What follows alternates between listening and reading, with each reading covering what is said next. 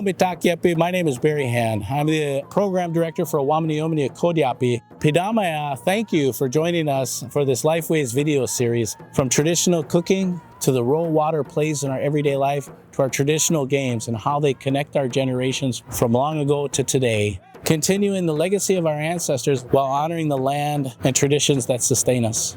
We hope you enjoy the video and carry these lessons forward in your own journey.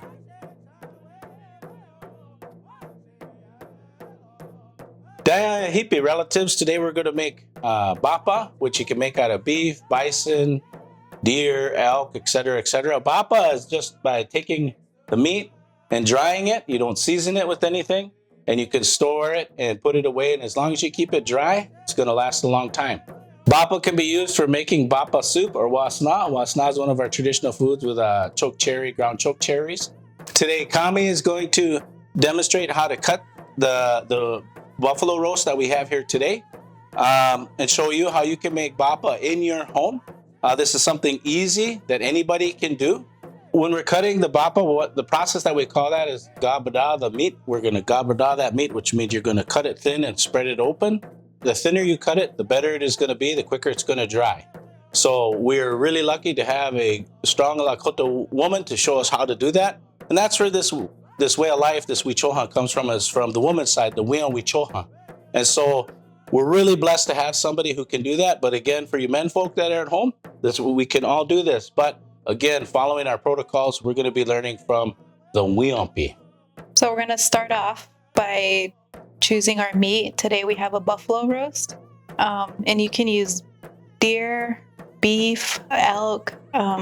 Buffalo's probably the best because of it's not as fatty, and that's what you don't want. You want a lean meat because when you gobble and cut it and dry it, you don't want the fat to be all in there, because then when you store it for the winter, you want it to be as lean as possible. I'm going to show you how I learned how to dry meat, how I cut it, and I've learned since I was a teenager. I learned back when I was a teenager and kind of adapted. I've seen a lot of different people do it, and I've kind of found my own way, which I suggest everyone else do. Find your own way, what's comfortable for you. You want to make sure your knives are sharp. My favorite knives to use are fillet knives or boning knives, but you want to make sure they're really sharp, so sharpen them and just be careful with them. I kind of do it like a book. I make a cut down the middle here, and then I stop when I can kind of feel it. So what I'm doing is I'm feeling for my knife with my fingers right here, so that I don't cut all the way through the meat. And then you just want to take little slices, and then I cut them smaller like this.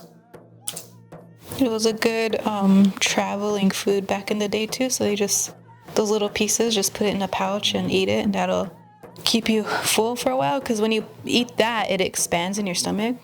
So sometimes you have like little trimmings of it that you can't cut thin, so you can just like fry them up, eat them, throw them into some soup. That way you're not wasting any pieces of it.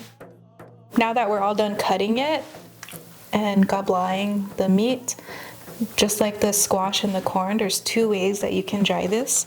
Originally, we would just like hang it up, and you can find like a stick, a dowel. This is a clothes drying rack that we cleaned, and you could just hang them right on there. This is like the older way to do it, easier way to do it, and then you just hang them up like this and let them air dry, and you'll know they're dry because they'll be hard and darker in color. That's the easiest way to do it. A more convenient way to do it is, again, a dehydrator. So you just want to lay your meat out. Then we're going to put this in the dehydrator, and it usually takes overnight, 10 to 12 hours even, and then you can store it away. So once they're all dried and you can tell that they're brittle, they're hard, they'll turn out like this, and you can store them in a dry, cool place, you can put these into soup. You can grind them up for wasna, and it's a good snack and a good way to stay connected. Wopilo tanka for joining us again, and I hope you learned a little something on how to dry meat and how to preserve it. This is a pretty easy process that you can do at home with your family. I encourage you all to try making Bapa at home. If you have any questions, please reach out to OO or call your aunties and grandmas to probably remember how.